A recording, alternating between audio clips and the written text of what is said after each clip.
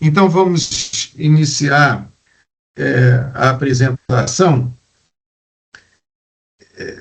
Inicialmente, agradecer a presença de todos, especialmente do Luiz Cury, e através do auxílio do Maurício, nós conseguimos trazer aqui para o comitê. Há algum tempo, sabe, Luiz, a gente não tinha palestrantes.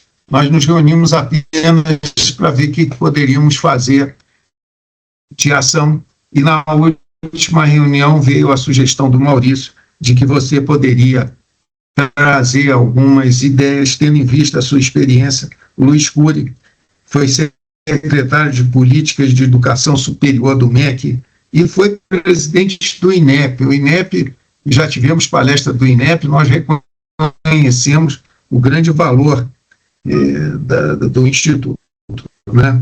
E foi conselheiro do Conselho Nacional de Educação por 12 anos e 2 vezes presidente do Conselho Nacional de Educação.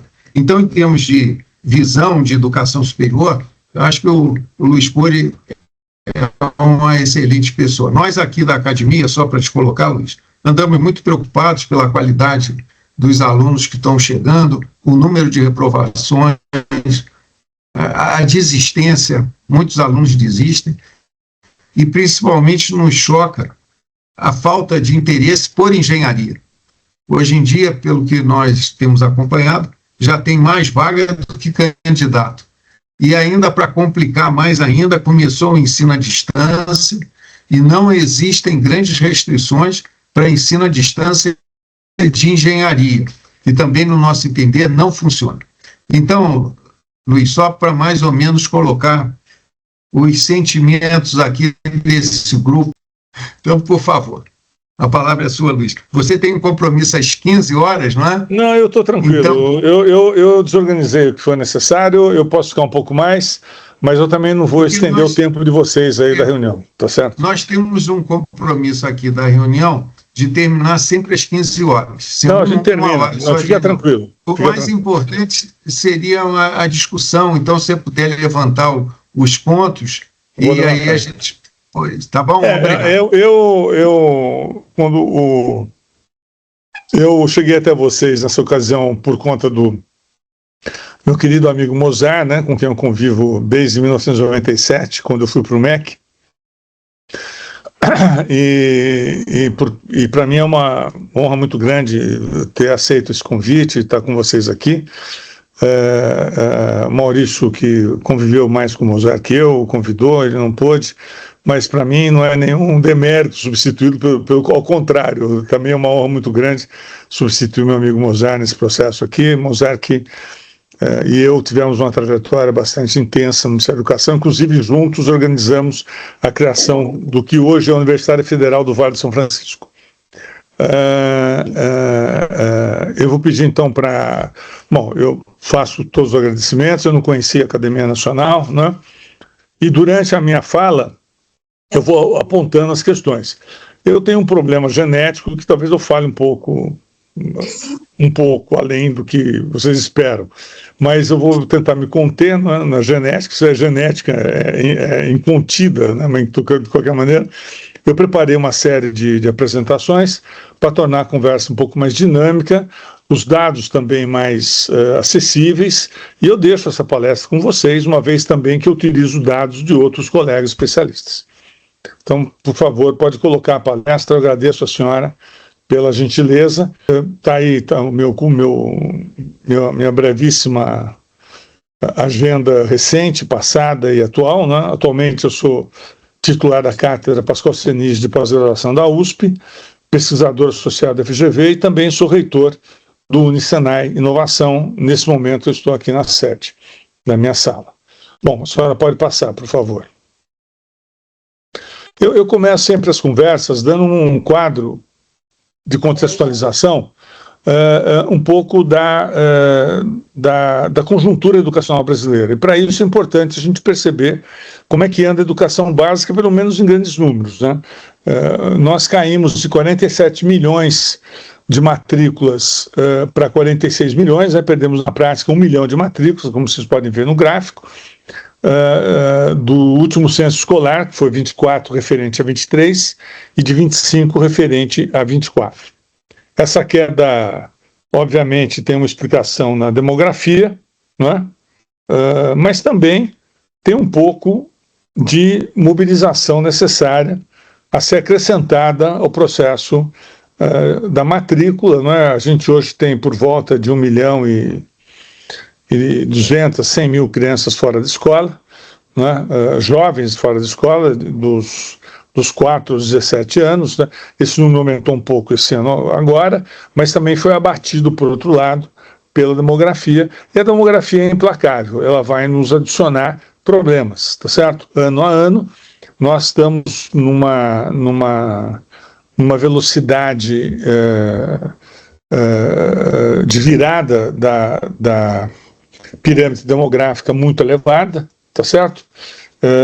Eu acho que nós estamos, já tem demógrafos analisando isso, um demógrafo do Rio de Janeiro, cujo nome me faltou agora, indicava que nós estamos perdendo, digamos assim, jovens numa velocidade 40 vezes a mais ou maior do que a Inglaterra de hoje. Portanto, é claro, a Inglaterra tem menos jovens a perder do que nós, mas a velocidade é que importa, e nós estamos em velocidade avançada na perda de jovens brasileiros, tá certo? Estima-se que em 2050 nós vamos ter apenas metade da população brasileira economicamente ativa, cerca de 40%, hoje está por volta de cerca de 50%, hoje está por volta dos 72%, 74%, né? E também já em 2030, daqui a poucos anos, 4 anos, nós vamos ter mais senhores da nossa idade, de 60 anos ou mais, do que jovens até 17 anos. Né? Portanto, é uma virada bastante violenta. Pode seguir, por favor. Aqui é o mesmo quadro numérico referente à matrícula do ensino médio, né? Nós passamos de 7.700.000 matrículas em 2021 para 7.364.000 matrículas. Não foi só a pandemia, a gente teve um decréscimo na pandemia que registra um número de matrículas até maior do que temos hoje. Portanto, também tem uma certa lateralidade, uma certa poeira demográfica nesse processo, embora não ainda de maneira, digamos assim, expressiva, não é? Mas é obviamente causa aqui de 2 fatores. Um fator é a desmobilização mesmo das novas matrículas do ensino médio. O outro fator decorrente dessa, digamos assim, causador dessa desmobilização é cerca de 40% a 50%, há uma dúvida em relação a isso, de estudantes do ensino fundamental 2 matriculados, que foram matriculados desde o primeiro ano do ensino fundamental e que no momento de se transferir para o ensino médio, eles não se transferem. Então, há uma perda entre o primeiro ano do Fundamental 1 e o 9º ano do Fundamental 2 para o ensino médio de cerca de 40% a 50% de estudantes. Esse também é um dado importante, que isso nada tem a ver com a demografia, esse é um dado mesmo de abandono da educação básica por diversos e vários motivos, tá certo? A renda é um deles, é expressivo, mas também é a dificuldade de aprendizado, a dificuldade de entendimento da necessidade socioeducacional, né, de continuar no curso, né, a associação entre o curso e o conhecimento até o fundamental com o emprego, né, a percepção de que não adianta nada para arrumar um emprego, e aí acontece o pior, que é a perda do ensino médio, que é francamente vinculado ao processo de empregabilidade. Vamos para o próximo. Então, por aí a gente já vai vendo crises na engenharia futura, né? Aqui também é uma crise anunciada que acomete um pouco as engenharias, que é a quantidade de matrículas na educação profissional e tecnológica. Nós temos hoje cerca de 21% do total das 7 milhões de matrículas, quase 8 milhões. Agora, veja que eu comentei lá no total, né? Se a gente for desconsiderar o ensino privado, a desconsideração é muito pequena, né? Das 7,8 milhões de matrículas, cerca de 1 milhão, nem 1.900.000 só são do setor particular. E das 47 milhões de matrículas, né, não chega a 10 milhões o número de privado. Portanto, o setor público é absolutamente o setor que vai fornecer jovens ao futuro desse país, queiramos ou não, bem formados ou não, com as dificuldades que surgem no caminho ou não. Bom, nessa perspectiva, aqui nós temos cerca de 21% das matrículas do ensino médio regular, fazendo escola profissional, o ensino profissional e tecnológico, ensino médio profissionalizante. A linha preta é integrado concomitante, ou seja, aquele que se faz em parcelas, quer dizer, se faz uma parte a formação geral básica e se faz as 1.200 horas ou menos, ou até de 900 a 1.200 horas, pela atual lei do ensino médio, no ensino profissional tecnológico, ou concomitante, ou seja, a concomitância também não é desde o primeiro ano. A concomitância se dá pelo fato de ser um currículo desenvolvido na mesma escola, pelo mesmo contínuo curricular, tá certo? O total é a linha mais escura, e só na pública é a verde, que perde em quase 2% o número de estudantes organizando seus cursos profissionais tecnológicos. O de cima é o total, as 900.000 matrículas públicas e as 6.100.000 ou 6.400.000 públicas e as 900.000 particulares. E embaixo são só as 6 milhões e pouco públicas. Pode passar? Se alguém tiver dúvida, aí vocês podem interromper, por favor, certo? Aqui é uma conversa aqui tranquila. Aqui eu passei uma geral, né, de itens, para não estender essa parte, que acomete um pouco a educação básica e seu rebatimento, tá certo? Aqui o destaque é para 400.000 evasões ano no ensino médio, 50% de desistência na passagem do fundamental ao ensino médio, apenas 21% das matrículas em educação profissional e tecnológica, né? E é bom dizer que dessas 21% de matrículas, queridos, 47% ingressam em educação superior, não é? Contra 37% das matrículas convencionais. Portanto, o percentual relativo, é claro, de menor número, das matrículas de educação profissional tecnológica que vão para o ensino superior é maior. É maior porque esses estudantes, em geral, quando o curso é bem ofertado, se sentem melhor preparados para a educação superior do que o ensino médio tradicional. Portanto, não é verdade que nós, ao escolhermos o ensino médio profissional, estamos desescolhendo a educação superior.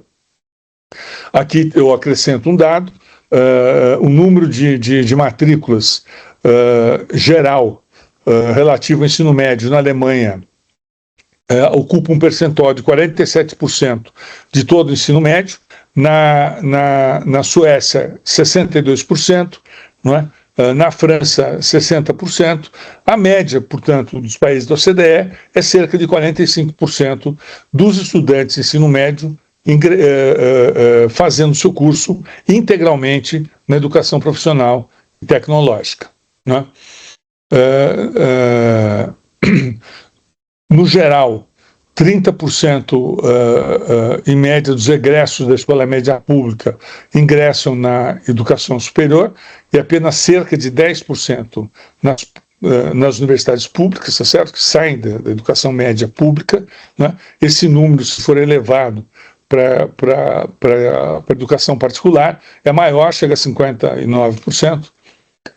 Cerca de 9 milhões de desempregados entre 14 e 30 anos, mais do que a média, o dobro da média nacional. É claro que de um ano para cá o desemprego caiu, portanto esse número é relativo, mas ainda é uma enormidade de jovens desempregados que abandonaram a escola para trabalhar. a população de 18 anos ou mais que não frequenta a escola e sem educação básica concluída é de 68 milhões de brasileiros, não é? Desses, 4 milhões e 636 mil dos 18 aos 24 anos, que não têm a educação básica completa, não é? E nem frequenta a escola. 36% de analfabetos funcionais no Brasil.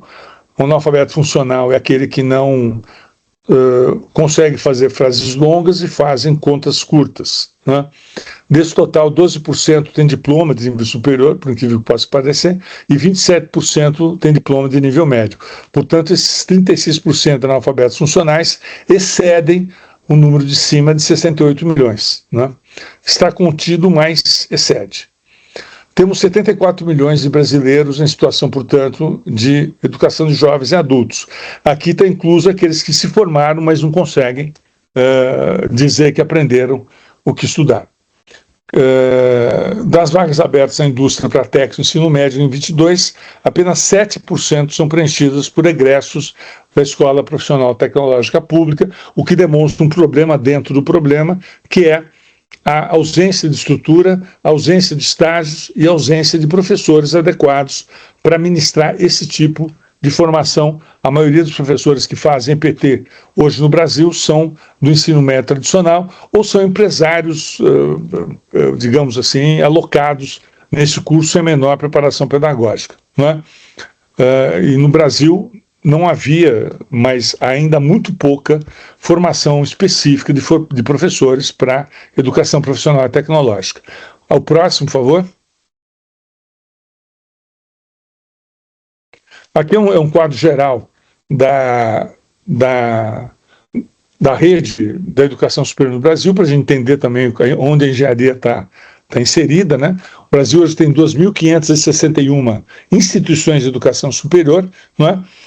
Cerca de 206 dessas são universidades e 1.897 são faculdades. No entanto, as 206 universidades detêm cerca de 60% a 70% da matrícula, e as 1.897 faculdades detêm entre 12% e 15% da matrícula. Isso explica porque universidades, embora em número menor, têm autonomia para abertura de cursos sem autorização prévia do MEC, a não ser nas áreas de medicina, engenharia não, medicina, odonto, psicologia, enfermagem, medicina, odonto, psicologia, enfermagem e direito. Né? Essas áreas têm que abrir vestibular. Ou seja, essas áreas têm que ter autorização prévia do MEC, inclusive em universidades autônomas. Aí está um quadro geral, tal, pode ser a próxima. Veja que a rede particular tem menos universidades que a rede pública. 99 contra 116. A próxima, por favor. Bom, aqui é um overview geral da educação superior, né? Também para economizar fala, né? 24% da matrícula da população de 25 a 34 anos no Brasil tem educação superior, contra 48% da população nessa mesma faixa etária dos países da OCDE.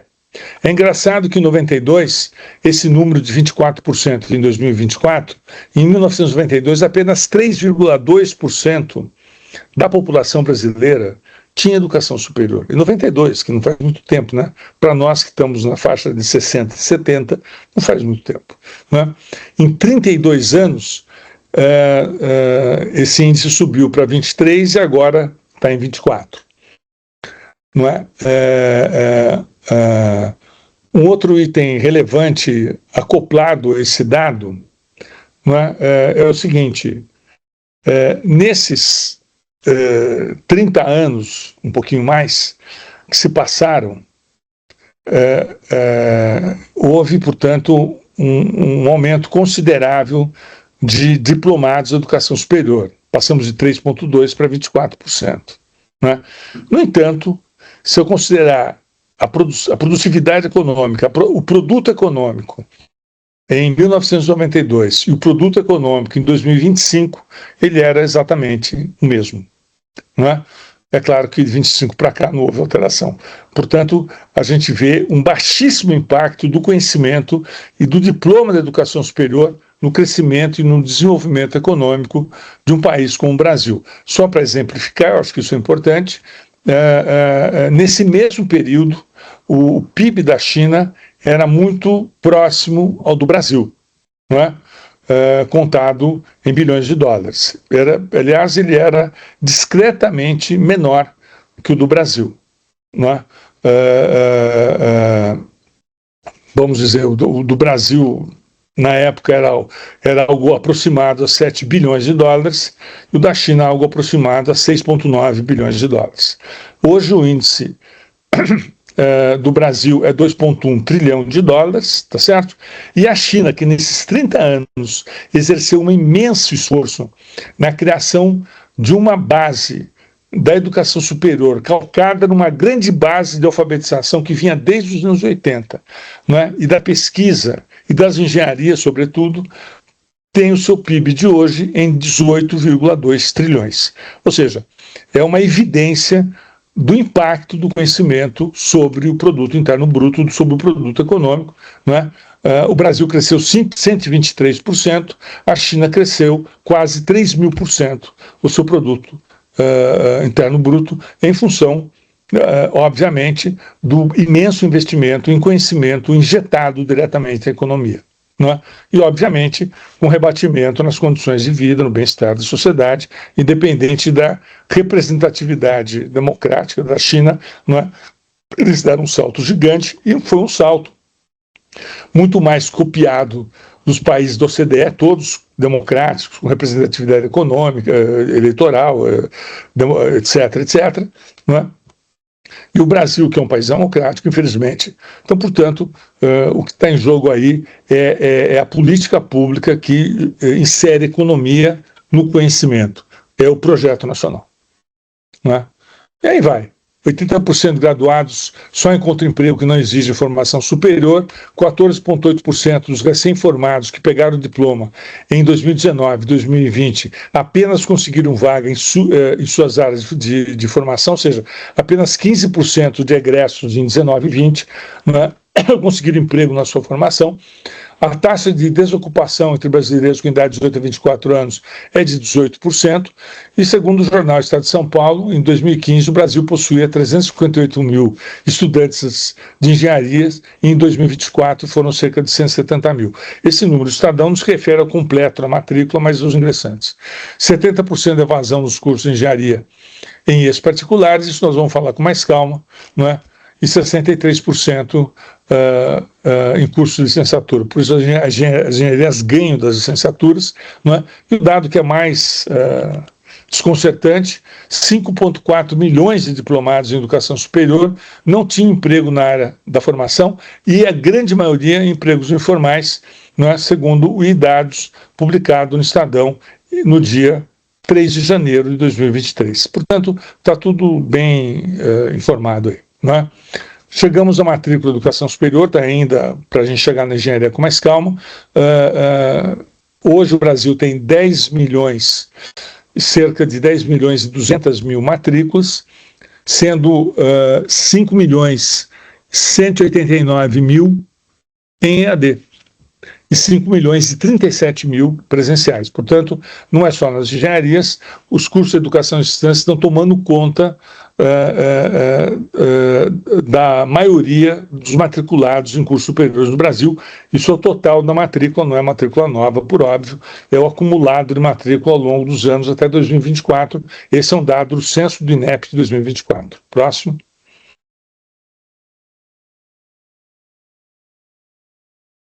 Aí é um outro dado meio desconcertante.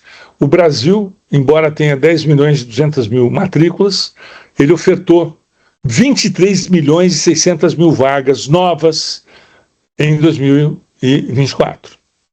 Né? Só a EAD ofertou 18 milhões e 590 mil vagas novas, ou seja, apenas a EAD ofertou 78% de novas vagas em 2024. Para vocês tomarem ideia da pujança e das consequências. Próximo.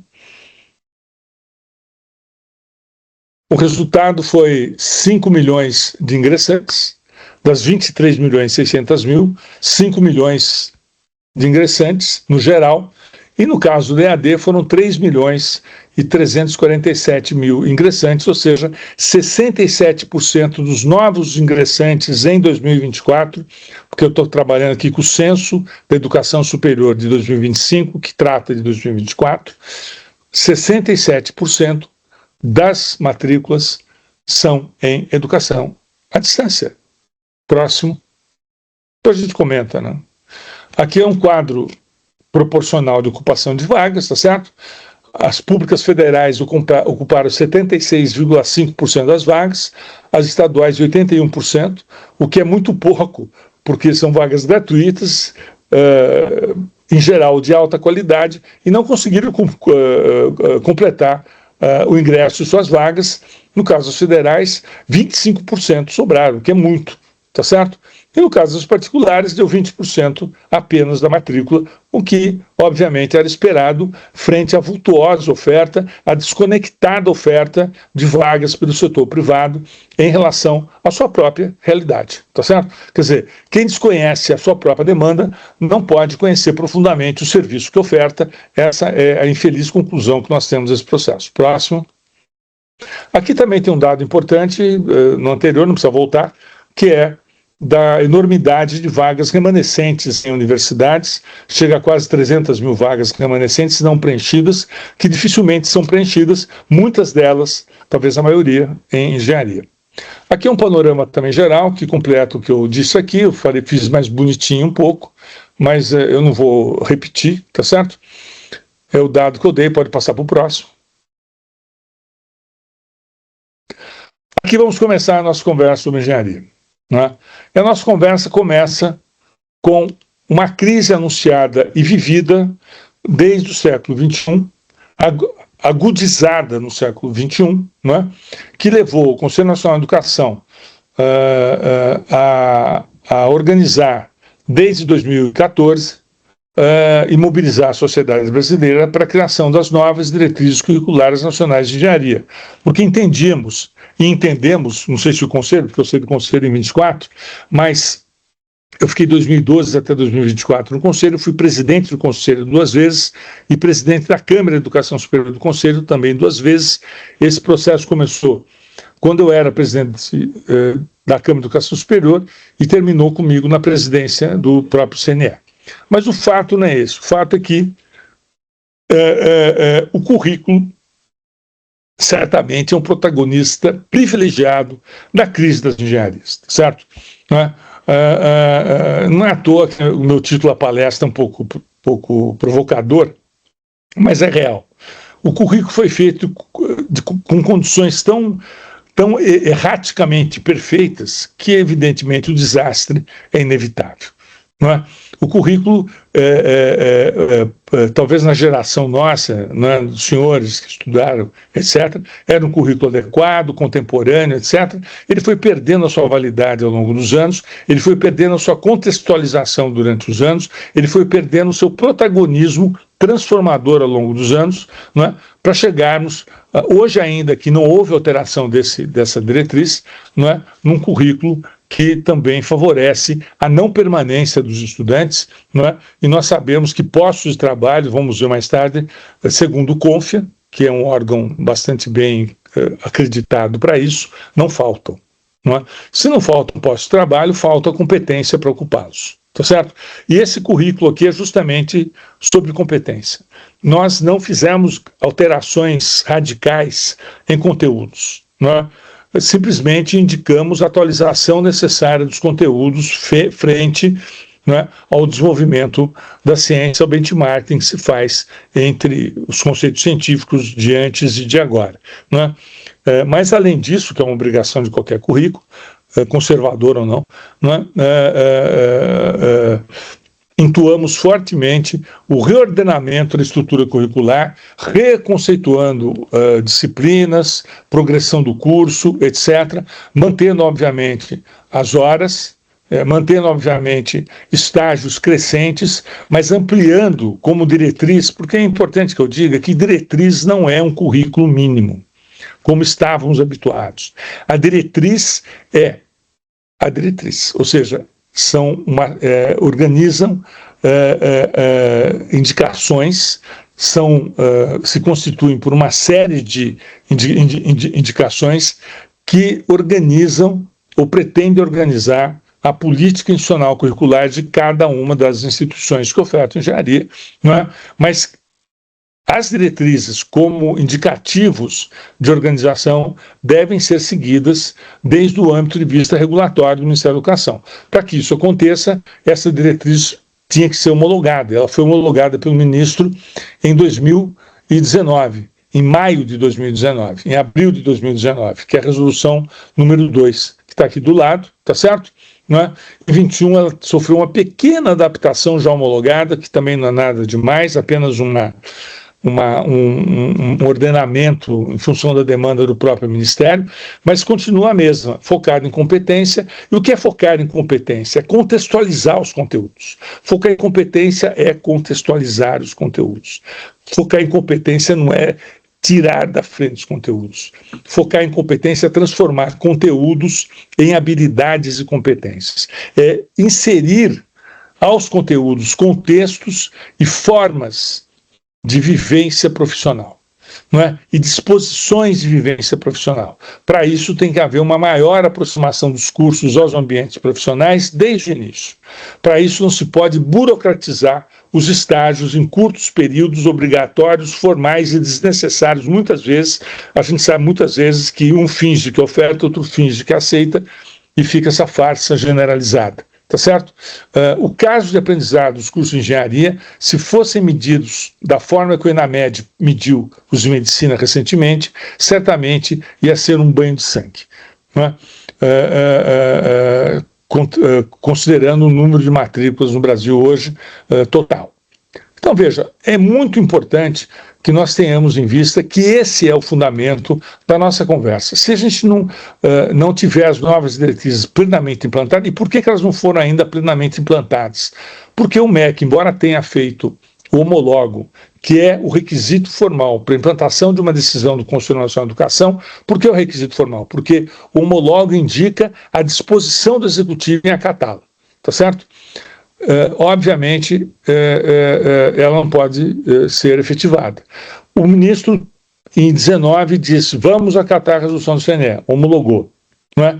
Mas até hoje o INEP não apresentou um novo instrumento de avaliação, o que torna impossível que as instituições reguladas pela avaliação do INEP, que espelham a regulação, ofertem um novo currículo. Não é? Eu saí do INEP em 2016 e posso dizer para os senhores todos, não é, que o INEP demorou muito além da conta para colocar essas diretrizes. Seria uma questão de meses e acabou sendo uma questão de 6 anos.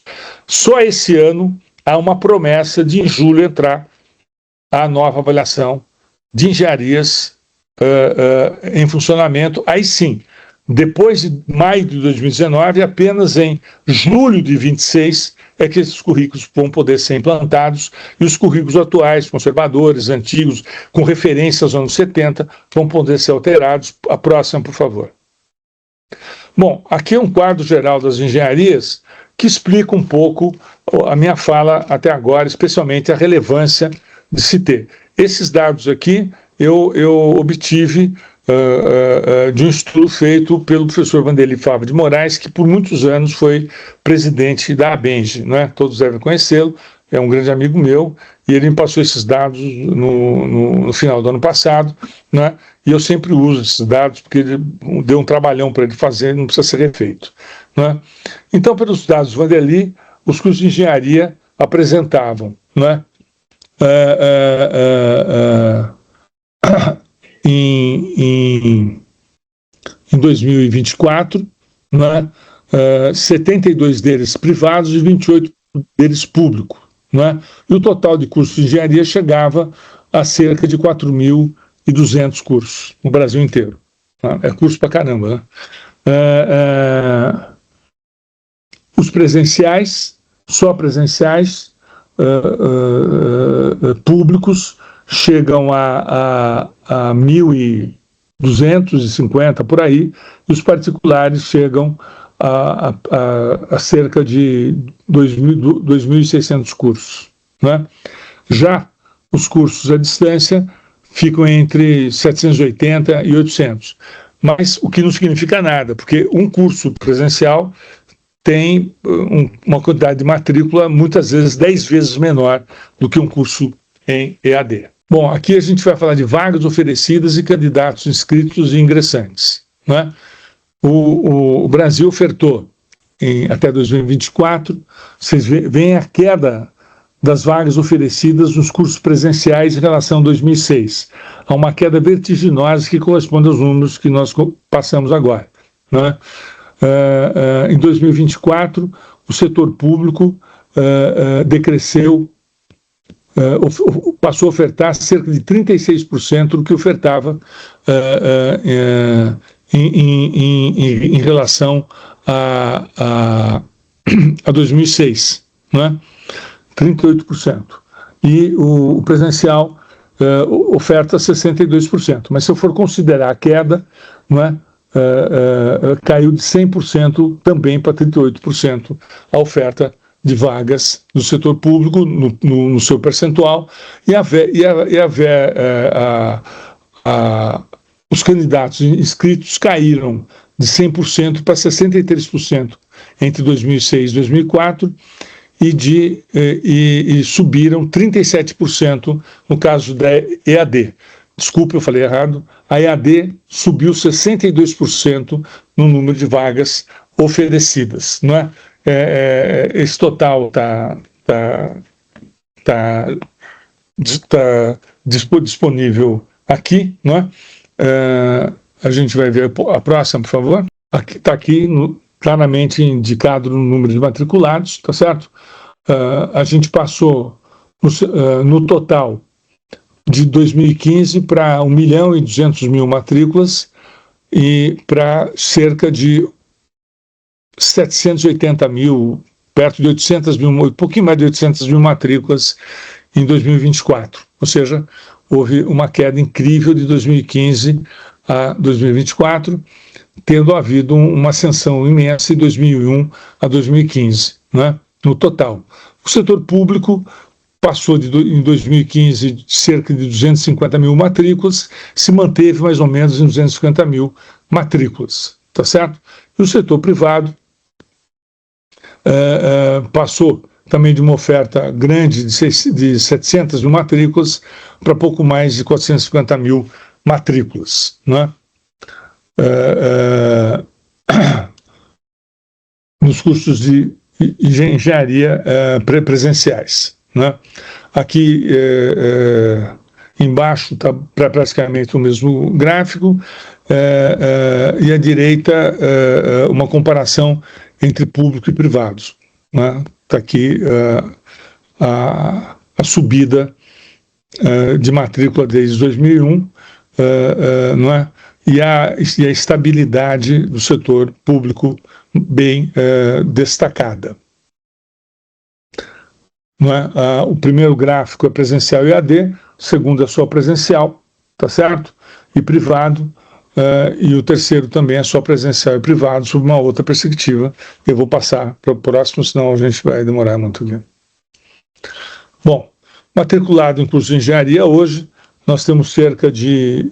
temos aquela queda aí, nós chegamos em 2024, com a matrícula apontada aqui, com a EAD apontada aqui, numa perspectiva de ascenso da EAD até 2030, de ultrapassar. Esse gráfico tem a função de indicar que a EAD vem ultrapassando o número de matrículas. Hoje a EAD representa cerca de 300.000 matrículas e o presencial 480.000 matrículas, mais ou menos, tá certo? Em grandes números. A tendência do presencial é cair e chegar em 2030 para perto de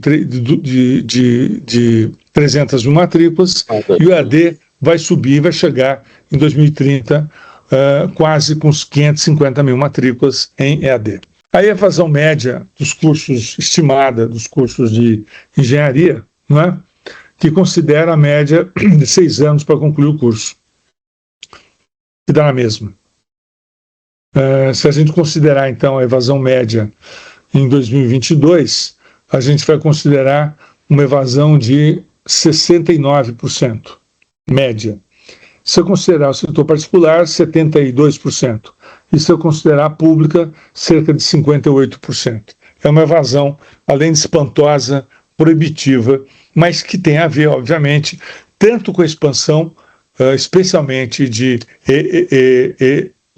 EAD, quanto com a perda também da matrícula inicial e com, obviamente, a dificuldade de se obter um processo seletivo adequado, mas, fundamentalmente, isso tem a ver com a estrutura curricular que espanta o estudante, que não associa o curso ao emprego, que segmenta o conteúdo em fatias e não os contextualiza, e que massacram, por exemplo, a perspectiva de estudantes a continuarem. Alguém vai me dizer aqui, não, mas, em geral, o estudante que vem de escola média pública é fraco em matemática. É verdade, é fraco em matemática. O SAEB, que é a avaliação brasileira da educação básica organizada pelo INEP, destaca esse dado, tá certo? Em matemática e língua portuguesa estão bem abaixo da média. Mas o fato não é esse, da média aceitável de aprendizado, né? Mas o fato não é esse. O fato é que quando o estudante entra no curso superior, tem que haver uma certa mobilização em torno do seu interesse, vinculado à profissão escolhida. Quando esse interesse é vinculado com um curso baseado em competências, que contextualiza conteúdos, que amplia para habilidades e se aproxima do ambiente profissional, se esse aluno se descobre vocacionado, ele estuda, ele supera o déficit. Esse déficit do ensino médio é também falta de interesse no aspecto da oferta dos conteúdos. Esse déficit do ensino médio não é porque eles são burros, é porque eles não tiveram condições de aprendizado adequadas. E os ambientes inclusivos socioeconômicos também não ajudaram em nada, aliás, pioraram muito, tá certo? Então esse déficit nem tem a ver que o professor seja ruim e nem tem a ver que o aluno não é bom. Tem a ver com o contexto da oferta do curso médio. Esse contexto poderia ser superado pela educação superior com novos elementos constitutivos de interesse vocacional, de competências, de aproximação, não é? E de uma série de outros fatores que engrandecessem o esforço dos estudantes em recuperar seus conteúdos de matemática. Isso todo mundo aqui sabe que isso é facilmente recuperado. Todos nós sabemos que quando passamos de um ano para o outro sem aquela fixação, a gente recupera no ano seguinte, não é? Portanto, essa imensa evasão, não é? E todos os déficits anteriores, que eu vou sistematizar aqui rapidamente, têm como fundo uma estrutura curricular. Isso também foi constatado pelo CONFEA numa entrevista do ano passado do presidente Vinícius. Vamos para diante. Bom, vamos lá. Aqui para comparar que a evasão da engenharia supera a da licenciatura, que é campeã em evasão nesse país, né? Por isso também que a gente tem dificuldade de ter uma escala de professores imensa. Há uma evasão extraordinária. Isso aqui é formação do professor. Em física, evasão de 73%, em matemática, 71%, de filosofia, em 69%, em sociologia, em 68%, tá certo? Então, no Brasil, a média de evasão das licenciaturas é 60%, contra 70% das engenharias. Tá certo? Então, isso não é algo que vá se curar sozinho, né? Não adianta a gente dormir, achar que tudo vai mudar e vai restabelecer, que vai ter um novo impulso de crescimento brasileiro, porque não vai haver, não é, uma demanda, além da grande não atendida pelos engenheiros formados nesse país, tá certo? A atual, em diversos ciclos, inclusive negativos da economia, também não era preenchida. Quando o ciclo econômico ascende, não é, há uma pequena reação, mas uma reação cíclica, não é? A reação que conta aqui é o imenso esforço formativo no conhecimento no anticiclo. Bom, aqui é um quadro geral da evasão da educação superior. Eu fiz a presencial comparada com a EAD, que é de 2024. Isso aqui pega toda a corte de matrículas no Brasil, ou seja, todos os matriculados nesse país, não é? Que entraram sucessivamente 4 anos antes da estatística, tiveram esse padrão de evasão. Vocês percebam que o padrão é quase o mesmo se a gente considerar, não é, o ano de egresso e o ano de saída. O primeiro ano de egresso considerar que é 2015, por isso que a linha amarela, que é permanência, é grande, e por aí vai, tá certo? Então, os egressos em 2015 tiveram essa trajetória, tá certo?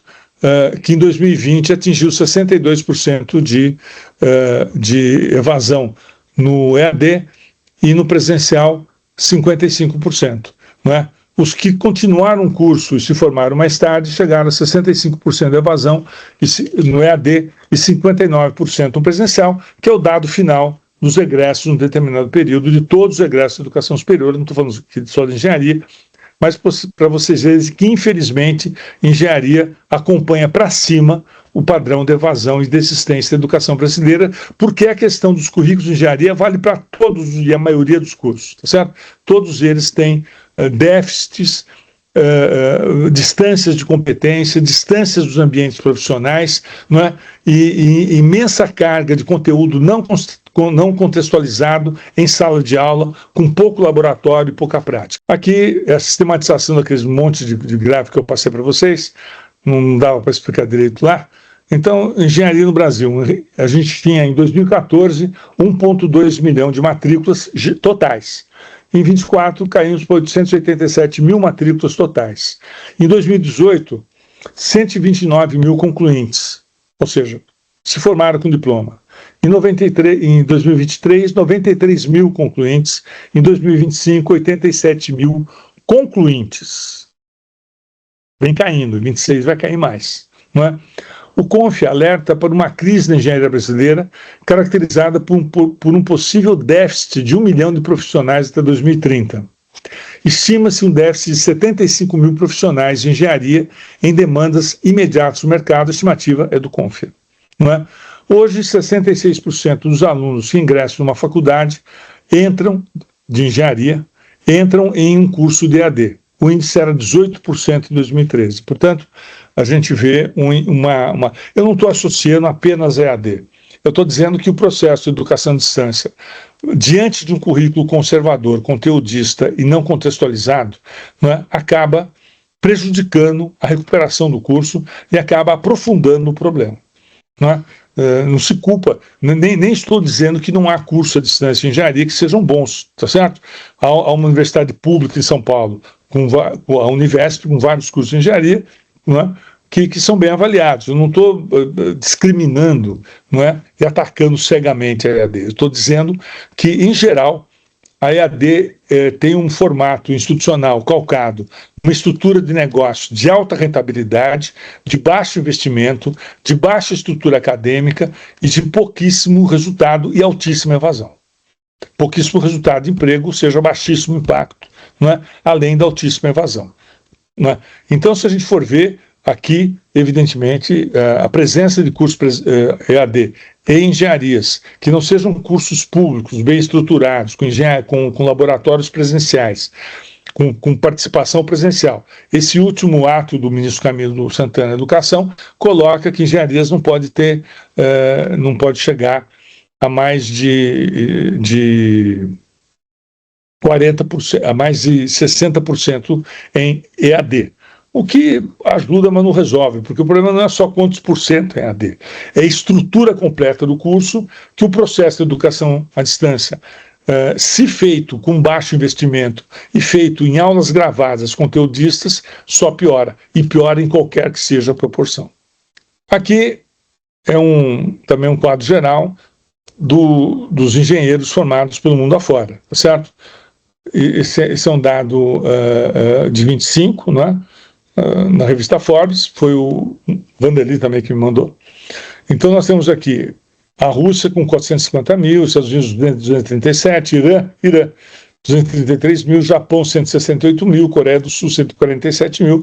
São países com menor, desses aqui para baixo, com bem menor índice populacional que o Brasil, mas que formam proporcionalmente muitos engenheiros, especialmente o Irã. A China forma 1 milhão de engenheiros por ano, e não é porque ela é gigante, é porque ela mudou a sua política. E nós vamos ver agora aqui. E a Índia, 850 mil por ano, também que alterou a sua política, porque embora sejam países muito populosos, especialmente a Índia, há um imenso índice de não inclusão, não é? E há um imenso, digamos assim, uma imensa equação para solucionar o problema da pobreza, etc. E esses países estão resolvendo e estão ampliando a formação de engenheiros. A China concedeu em 2023 51 mil PhDs em áreas STEM, ciência, tecnologia, né, engenharia e matemática. Isso quer dizer STEM. Enquanto os Estados Unidos concederam 34 mil. A China já passou em cursos de STEM, os Estados Unidos quase o dobro. Não é? A projeção naquela época era de que até 25, aquela época era 23, até 25, está aqui em cima, o número chegaria a 77 mil egressos de cursos especificamente focados em ciência, tecnologia, engenharia e matemática. Né? A China já formou 5,8 milhões de engenheiros até 2024. Esse é um dado bastante impressionante, porque também nos revela, não é, a pujança econômica do conhecimento, não é, especialmente quando associado à inovação, a novas tecnologias e ao robusto desenvolvimento industrial da China, que hoje é o primeiro país que inova em tecnologia industrial e associa essa inovação ao crescimento da produtividade industrial no mundo. Aqui, dados gerais do Brasil, para a gente associar um pouco essa crise, né? De fato, o Brasil é a 10ª economia do mundo. Éramos a 7ª, caímos para a 10ª. Mas por que somos a 10ª economia do mundo? Porque nos sustentamos em um outro setor altamente relevante para as divisas, que é a aviônica, por exemplo, tá certo? E o agro. O agro resolve esse posicionamento nosso, tá certo? E muito pouco da indústria inovadora, da indústria de transformação, é agregado nessa 10ª posição no ranking das economias mundiais. Mesmo porque o Brasil, há 40 anos, cresce, em geral, em ritmo menor que a média do mundo. Mas, ainda assim, não é? É importante notar que o PIB, o percentual do PIB que recebe a indústria, o percentual da indústria de transformação contido no PIB brasileiro, é hoje de cerca de 13%. O percentual do PIB da indústria de transformação no Brasil, no final dos anos 80, era 39%. Não é? Então, é obviamente uma calamidade, o que eu falei lá. O Brasil tem 2,3, eu falei 2,1, esse é um dado já de 25, 2,3 trilhões de PIB, tá certo? A China, 19 trilhões, 19,5, era 18,1, os Estados Unidos, 30,3 trilhões de PIB. Né? São países cujas economias foram calcadas solidamente em conhecimento, os Estados Unidos desde o século XIX, a China desde meados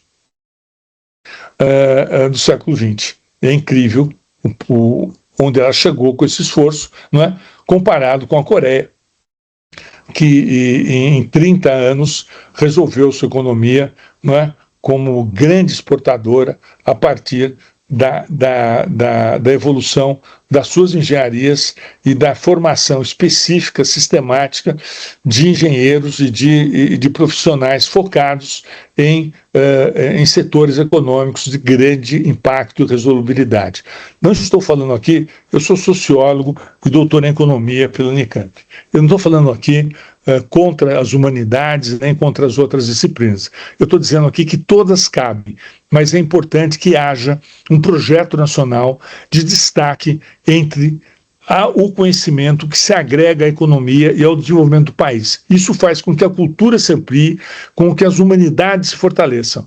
Quanto menos engenharia, quanto menos inovação, quanto menos produtividade, não é? Menor é a qualidade, inclusive, da cultura e das humanidades que um país pode organizar. Aqui é um dado já correspondente a essa perspectiva de baixa produtividade brasileira, tá certo? Aqui é o ano de 2023, a medição do ranking de competitividade econômica mundial. o Brasil aparece em 60º entre 64 nações avaliadas, o que é terrivelmente baixo, não é? E esse quadro não mudou significativamente até hoje, em 2 anos. Que é o Índice Global de Inovação medido no Brasil. Não é? Em 2022, o Brasil tinha um índice global de inovação que o colocava na 54ª posição mundial. Em 2023, nós fomos para a 49ª. Em 2024, caímos para a 50ª. Portanto, nós orbitamos entre a 50ª e a 54ª, não é? 2 anos, em 21 éramos a 62ª. Então, nós nunca subimos, de fato, no índice de inovação, porque não temos engenharia, porque a indústria brasileira não é calcada, no geral, em conhecimento atribuído, não é, a engenharias de ponta. Nós não temos engenheiros em escala nesse país, nós não temos essa perspectiva de mudar o perfil da indústria brasileira, por exemplo, em manufaturas complexas, etc. E não me venham falar que não há vaga na indústria, e não me venham falar que o industrial não quer, tá certo? Não é? É claro que há o ambiente econômico, a questão dos juros, dos empréstimos, dos incentivos públicos, não é? Da moeda, do dólar, da desvalorização, mas tudo isso seria mitigado, não é?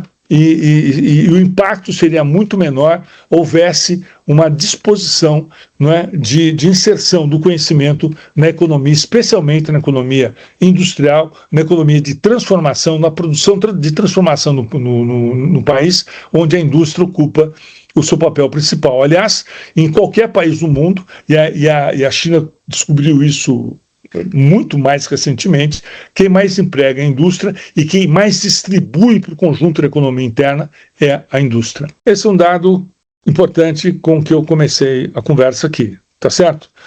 É um dado de 2023, aquele que eu dei, que a gente decresce na população jovem 40 vezes mais do que a Inglaterra, é um dado de 2025, dado por um jovem carioca, que eu vou lembrar o nome dele agora, não apontei, esqueci. Não é? Bom, aqui está claro, né, o que está esse dado, o censo em 23 já começava, o censo de 22 começou a ser aberto mais claramente, em 24 análises do censo começaram a ser feitas, e em 25 essas análises se aprofundaram, pelo próprio IBGE inclusive, tá certo? E tem uma frase final que eu acho que é importante para a gente terminar a conversa. Não há experiência histórica de um país que antes envelheceu e depois enriqueceu. Considerando essa realidade, não é, nós teríamos que ter hoje um esforço imenso para formar a juventude de 18 a 24 anos disponível e não ter aquele desperdício imenso de 18% desempregado nessa faixa e não ter aquele desperdício imenso de 4 milhões de brasileiros nessa faixa sem sequer ter terminado a educação básica. Não dá para, nesse ambiente onde nós não vamos poder desperdiçar qualidades vinculadas à idade, não vamos poder desperdiçar, tá certo? Nós não temos mais sobra de pessoas no país que possam ser mantidas, nunca tivemos, mas agora a questão demográfica nos aperta profundamente. O processo civilizatório nunca permitiu que tivéssemos sobra, mas, no entanto, nós tínhamos, e tínhamos muita, não é? Pelo que nós falamos aqui há pouco, 68 a 70 milhões, ou seja, mais de 1/3 da população brasileira é despreparada do ponto de vista do conhecimento, da formação básica. Não é? Falamos que 5,4 milhões de diplomados em educação superior não têm emprego em 23, e certamente esse número é maior. Não é? Então, veja, é claro que é um número acumulado, né, por ano, né, evidentemente. Então, veja, se nós não nos organizarmos para valer num processo de expansão da educação superior que garanta bons currículos, especialmente a cursos como os de engenharia e seus cognatos, não é? Mas a engenharia é central nesse processo, é central, não é? Não adianta a gente estudar IA sem saber engenharia. Não adianta a gente se aperfeiçoar em IA sem termos uma escala de formadores de engenheiros no Brasil, porque essa IA não vai ser vinculada ao processo de desenvolvimento econômico e social do Brasil, tá certo? Vai estar vinculada a facilidades, a facilities, por estudantes, por alunos, por senhores, por senhoras, por jovens, tá certo? Mas pouco vai ter a ver com as razões de desenvolvimento que a IA hoje atua em países da OCDE, todos eles, e também com a China e a Coreia. Portanto, a gente tem que ter, digamos assim, um poder de mobilização imenso, integrar esse debate no nosso dia a dia, especialmente órgãos como a Academia Nacional, que reverbera posicionamento, tá certo? Né? Para que concordemos ou não, saibamos com os detalhes, mas saibamos todos que a situação não se mudará, não se alterará de forma espontânea, tá certo? E sequer eu posso terminar, de fato, essa fala com aquela frase já conhecida, que nós temos um passado pela frente. Nem isso eu posso dizer, porque o nosso passado era melhor. Muito obrigado. Luiz, muito obrigado pela apresentação. Realmente você trouxe informações muito importantes, dados bastante questionadores. Eu achei muito interessante você, não sendo da formação de engenharia, tendo reconhecido a importância da engenharia. Eu acredito que a sua apresentação vai demandar mais de 1 hora de debate. O Maurício já levantou a mão, esperando. Então, eu vou ousar fazer um pedido. Nós vamos passar todas essas informações para a academia, as suas transparências, para nós refletirmos sobre ela. E, se fosse possível, nós nos reencontrarmos apenas para discutir o assunto. Se fosse possível, Richard, Maurício, o Demarca aí, por aí, o Edival e todos que estão por aí, o Carlos, Andréia, Paulo, eu estou disponível desde que a gente agende. Eu aceitei vir aqui pela relevância da academia, pelo pedido carinhoso de um irmão meu, que é o Mozart, mas a gente agendando, Richard, você mantendo aqui um contato por Zap comigo, eu virei para o debate, você sabe, já descobriu que eu gosto de falar e gosto de debater, né? Você chamou a atenção do pessoal, a turma veio aqui. Então, a minha proposta é que, primeiro, a gente reflita esses dados que você trouxe. Eu vou distribuir isso daí para a gente ler, porque isso realmente são coisas assustadoras. E depois nós vamos nos reunir para ver o que nós podemos fazer, porque não adianta só ficar contemplando esses dados e falando, não dá, temos que tomar uma posição. Eu fiz uma coluna hoje, que saiu na rádio hoje, eu vou mandar para você distribuir. Além do que, eu tenho uma coluna na rádio semanal e ainda sou articulista do UOL. É um inferno, mas é um inferno que eu gosto. Mas é o seguinte, essa frase sua de ficar contemplando a desgraça me lembrou uma frase que eu me inspirei em Guimarães Rosa, é que a gente não pode se arrepender do futuro, não é? É o que acontece se a gente contemplar o presente apenas dessa forma. A academia tem tomado uma posição de fazer pequenas coisas, ainda que sejam pequenas, mas ações positivas. Temos recebido os alunos, conversado com alunos, estamos agora nos envolvendo em cursos de reforço para os que entram na faculdade, que é um outro problema seríssimo que foi abordado na sua palestra. Eu não sei se os demais presentes concordam com essa minha proposta, porque se nós formos iniciar o debate agora, isso não vai terminar antes das 5. Eu sinceramente, eu tenho que sair por um compromisso que eu já assumi. Vocês fiquem à vontade, eu agradeço toda a cortesia e me coloco à disposição para voltar aqui para o debate. Então, Luiz, vamos marcar para daqui a 1 mês, certinho. Tá bom? Tá bom, vou pôr na agenda já. Nós nos encontramos sempre nas quartas-feiras, a terceira quarta-feira do mês, às 14 horas. É as nossas reuniões. E aí, caso haja alguma coisa na agenda, eu te falo, Richard, senão já fica combinado. Olha, Luiz, muito obrigado. Você trouxe um ânimo novo aqui. É dia 20, Richard. 20 de maio. 20 de maio. 20 de maio. 20 de maio. 20 de maio, a princípio eu posso, não corre nada. Mas como eu esqueço o nome rápido, imagino que eu posso esquecer data também. Mas de qualquer maneira, não me vem nada à mente 20 de maio, eu acho que a gente pode marcar para lá, eu estarei aqui. Tá bom? Muito obrigado, hein? Obrigado a vocês, boa tarde para todos, obrigado pelo convite, foi um prazer estar com vocês. Tá? Tchau, tchau.